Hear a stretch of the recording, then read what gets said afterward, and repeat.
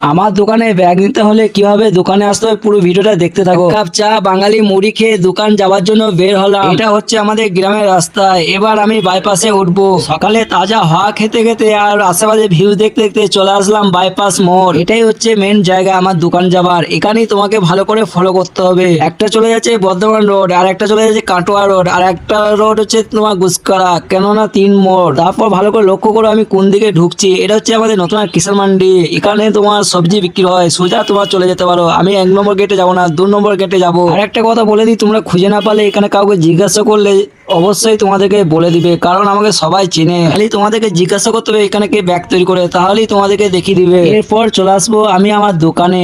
সামনে আমার সাইনবোর্ডটা রাখা আছে, দেখে বুঝতে পারছো। দোকানের নাম হচ্ছে রোকেয়া ব্যাগ সেন্টার। দোকানের শাটার খুলে কিছু ব্যাগ বাইরে টাঙাতে হয়, যাতে কাস্টমার দেখতে পেয়ে আমার দোকানে আসে। তারপর একটা পর একটা বের করা হয়, কারণ সবকিছু দোকানের ভেতরে ভরে দিয়ে তারপর বাড়ি আসি। ভালো লাগলে অবশ্যই সাবস্ক্রাইব করে রাখো।